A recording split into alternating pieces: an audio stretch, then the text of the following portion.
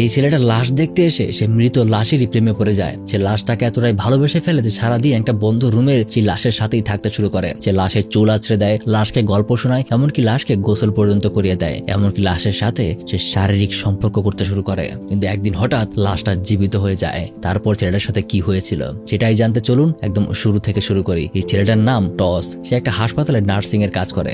এক সিনিয়র মহিলা নার্সের সাথে সে এই বাড়িতে এসেছে। এই বাড়িতে মাইক আর চেরি নামের একটা কাপলের বিয়ে হওয়ার কথা ছিল, কিন্তু বিয়ের ঠিক আগের দিন রাতে একটা অ্যাক্সিডেন্টের কারণে দুজনই একসাথে মারা যায়। টস জিজ্ঞাসা করে যে কি অ্যাক্সিডেন্ট, কিন্তু সেই মহিলা তার কথার কোনো জবাব দেয় না। মহিলা নার্স চেরির লাশের কাটা আঙুলগুলি সেলাই করতে করতে মাইক আর চেরির ফিউনারেল না হওয়া অবধি তাকে এই বাড়িতেই থাকতে হবে এটা জানায়। তবে টসের জন্য একটা আলাদা রুম আছে। টস যেন কোনোভাবেই এই লাশের রুমে না আসে। সে মাইক আর চেরির লাশকে সুন্দর করে গুছিয়ে দুটোকে কফিনে রেখে চলে যায়। এখন এই বাড়িতে সে সম্পূর্ণ একা। সে ছাড়া এই বাড়িতে আর কেউ নেই। মহিলা নার্সটা চলে যেতেই টস সেই মহিলার কথা না মেনে নিজের রুম থেকে মাইক আর চেরির রুমে এসে ওঠে। সে বিছানায় শুয়ে রেস্ট করতে থাকে, আর তখনই পাশে দেখা যায় একটা ভাঙা কাপড় শোপিস রাখা, যেটা একা একাই ঘুরছে। শোপিসটা খুব ভালো মতো খেয়াল করে দেখা যায় এখানে শুধুমাত্র ছেলের পার্টটা আছে আর মেয়ের পার্টটা নেই। কিন্তু এই শোপিসটাই এই গল্পের মূল আকর্ষণ। এটার কথা সামনে জানতে পারবেন। রাতের বেলা সেখানে লাশের কফিনগুলো রাখা, সেখানে খাবার খেতে থাকে। হঠাৎ সে খেয়াল করে চেরির কফিনের ঢাকনাটা হালকা খোলা আছে, আর সেটার উপর একটা টিকটিকি বসে আছে। সে দেখতে দেখতেই টিকটিকিটা কফিনের ভেতরে চলে যায়। টিকটিকিটাকে বের করার জন্য সে কফিনের পুরোটা ঢাকনাই খুলে ফেলে। ঢাকনাটা তুলে চেরির এত সুন্দর চেহারা দেখে সে অবাক হয়ে যায়। এদিকে টিকটিকিটাও লাশের দুপায়ের মাঝে ঢুকে পড়ে। টস আর কোনো উপায় না দেখে লাশের প্রাইভেট পার্টে হাত দিয়ে টিকটিকিটাকে বের করতে যায়। ঠিক তখনই মাইকের কফিনটা নড়ে চড়ে ওঠে। টস ভয় পেয়ে টিকটিকিটাকে বের না করেই কফিনের ঢাকনাটা আবার লাগিয়ে দেয়। তারপর সে আবার তার বেডরুমে গিয়ে ঘুমিয়ে পড়ে। পরদিন সকালবেলা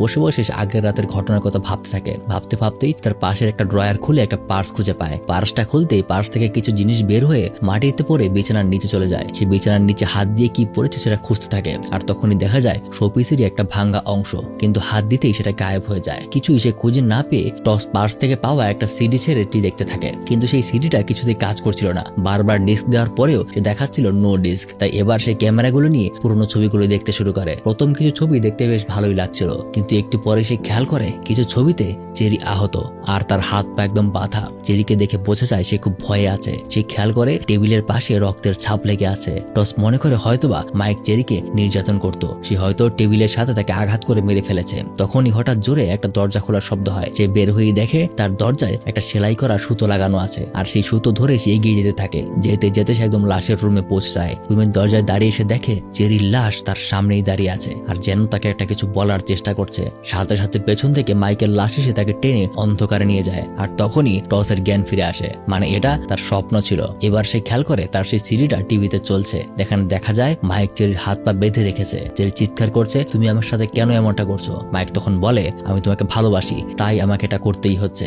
এই বলে চেরির হাত পা শক্ত করে সে বেঁধে ফেলে। টসের এই দৃশ্যটা মোটেও ভালো লাগে না। সে সাথে সাথে টিভিটা বন্ধ করে ফেলে। তারপর মনে মনে মাইককে গালি দিতে থাকে। সে যদি তাকে এতটা ভালোবাসে তাহলে এইভাবে হাত পা বেঁধে কেন রাখতো। এইভাবে আবারও মনে মনে মাইককে গালি দিতে দিতে তার রাগ উঠে যায়। সে দৌড়ে কফিন রুমে যায়। গিয়ে সে দেখে আবারও চেরির কফিনের ঢাকনাটা খোলা, আর মাইকের কফিনটা কিছুটা বেঁকে আছে। সে খেয়াল করে চেরির চুলগুলো বেশ উস্কো খুস্কো, আর তার সেলাই সুতোগুলো সম্পূর্ণ গায়েব হয়ে গেছে। এবার টসের রাগ আরো বেড়ে যায়। সে মাইকের কফিনের দিকে তাকিয়ে বলতে থাকে, মেয়েটাকে তুই জীবিত থাকতে অত্যাচার করেছিস, এখন মরে গিয়ে অত্যাচার করছিস। আমি থাকতে এটা কিছুতেই হতে দেব না। এই বলে সে মাইকের কফিনটাকে অন্য রুমে নিয়ে যায়। তারপর সম্পূর্ণ কফিনটাকে পবিত্র সুতো দিয়ে বেঁধে একটা বুদ্ধের মূর্তির সামনে রেখে দেয়। তারপর আবারও চেরির লাশের কাছে ফিরে আসে, আর তার কাটা জায়গাগুলি সুতো দিয়ে সেলাই করতে শুরু করে। সেলাই করার সময় তার চেরির জামাটা খুলতে হয়, লাশের বিভিন্ন অংশ ধরতে হয়। এসব করতে করতেই তার চেরির প্রতি রোমান্টিক ফিলিং চলে আসে। সে চেরির লাশটাকে নিজের প্রেমিকার মতো আদর করতে শুরু করে, আর তারপর থেকেই শুরু হয় সব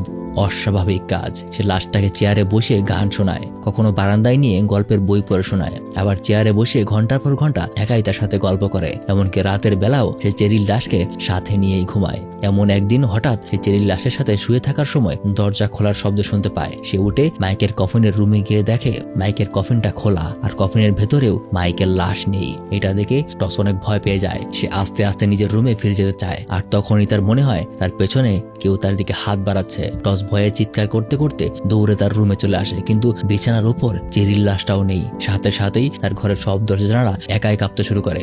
এবার ভয়ে তার সারা শরীর কাঁপছে। হঠাৎ কেউ একজন তার পা তাকে টেনে তাকে বিছানার নিচে নিয়ে যায়। টস অনেক কষ্টে কোনো মতনে বের হয়ে আসছিল। তখনই কেউ তার ভাঙ্গা পায়ে সোজা সেই শোপিসটা দিয়ে আঘাত করে। কাটা পা নিয়ে টস সেই রুম থেকে বের হয়ে আবার মাইকের কফিনের রুমে চলে আসে। এবার সেখানে মাইকের বডিটাকে সে পড়ে থাকতে দেখে।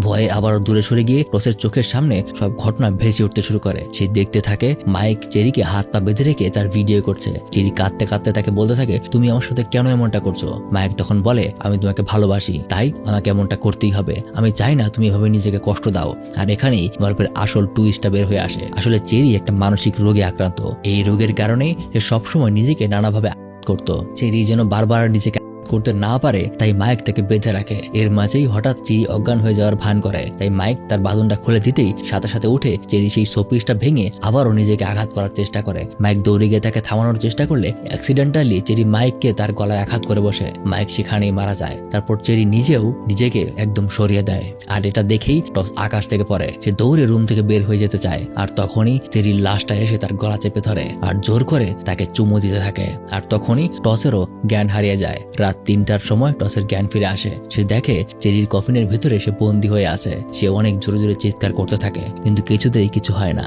চেরিকে দেখা যায় সে টসের কফিনের উপর বসে আছে। আর এভাবেই গল্পটা শেষ হয়ে যায়।